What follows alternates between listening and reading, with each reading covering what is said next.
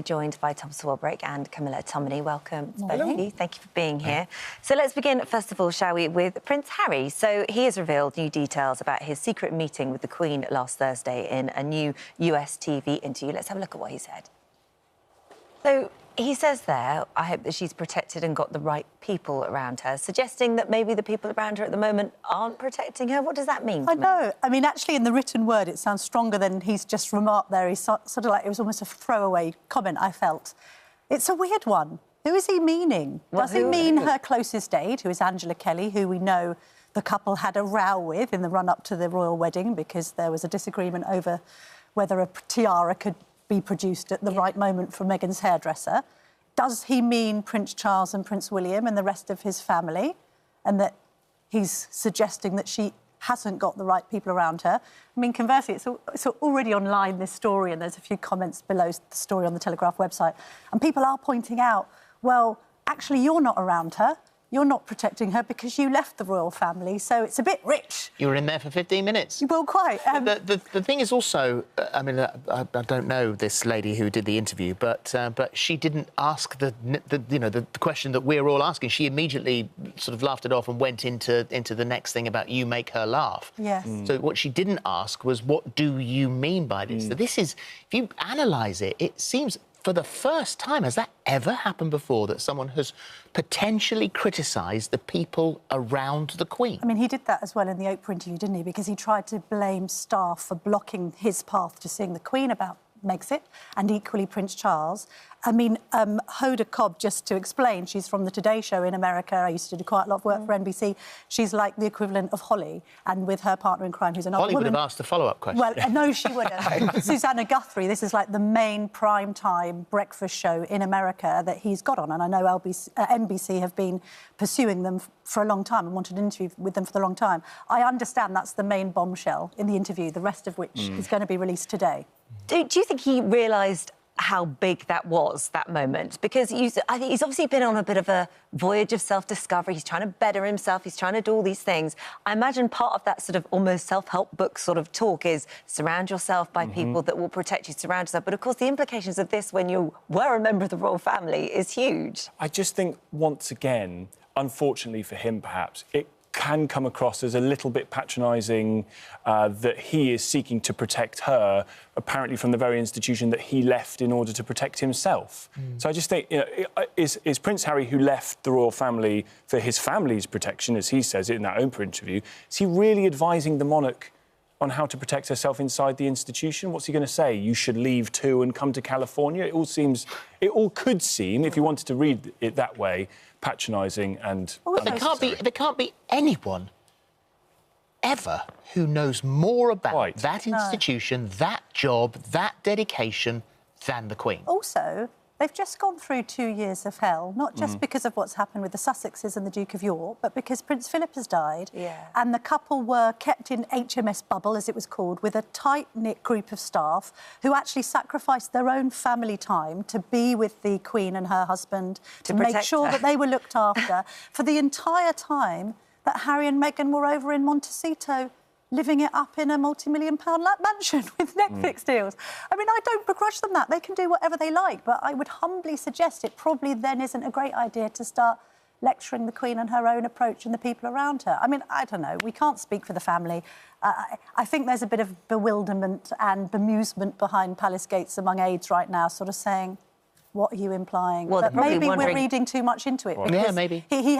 He did sort of say it. I felt he kind of made it as a throwaway remark, to be honest. I don't think he said it in a very calculated way there in that interview, but that's so true of a lot of other things they've said, isn't it? I mean, again, this kind of throwaway line that suddenly explodes because they are who they are and they're talking about a family that is so important to this nation. Even though he's backed away from that lifestyle and said that how much it affected his mental health, he still knows how it works. He still knows that you can't, as him, you can't have a throwaway line like that. It will be analysed, it will be looked at, and we don't know what the conversation was. They may have all been roaring their heads off with laughter and having a wonderful time. It's so lovely to see you, so you can't stay for longer.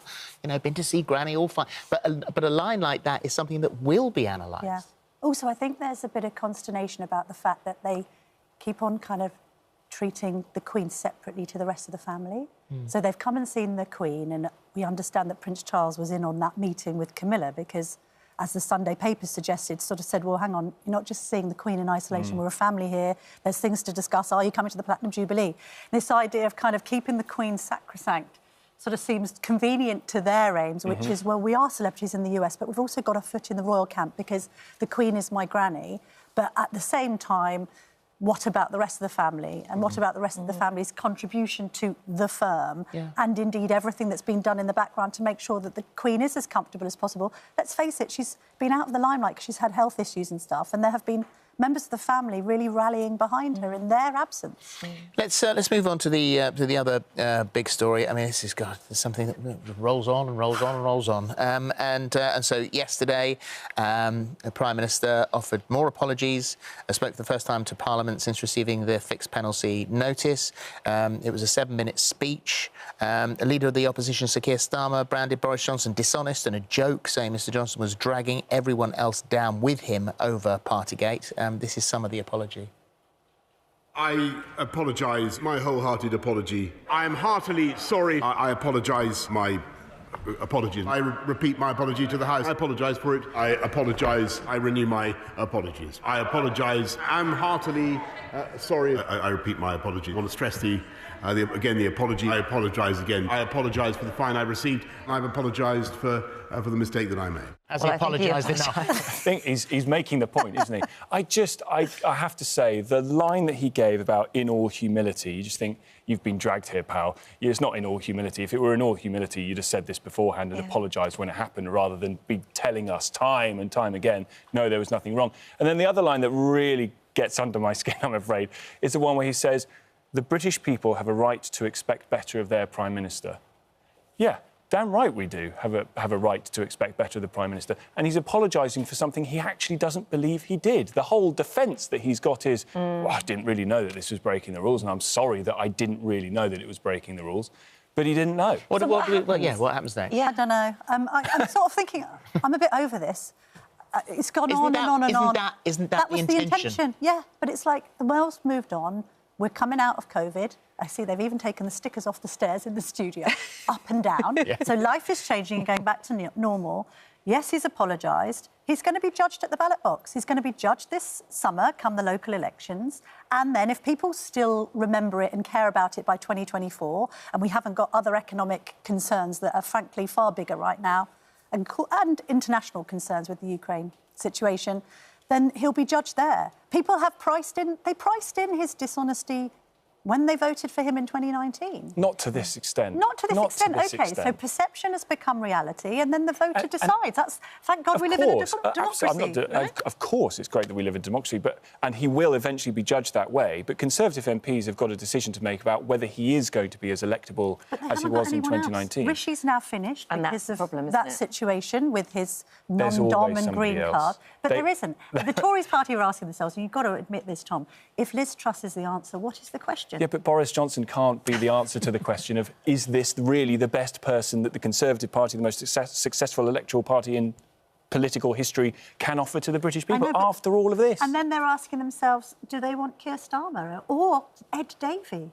And they're saying, actually, on a balance, no, probably not. So, you know, I agree exactly what you're saying. We're not on a different page now. I'm just saying right now, I think the biggest problem isn't Partygate for the Tories, it's this cost of living crisis. Totally. And they're asleep to that. They don't see this train coming down the track. They're overtaxing people who are already hard-pressed. We get to a situation where there's another price hike on energy prices in the autumn, and people are once again choosing between heating and eating. Whether he had a piece of cake on June the 19th, 2021 is going to be the least of his worries. I think Deirdre should run as an independent, personally. Yeah, agreed.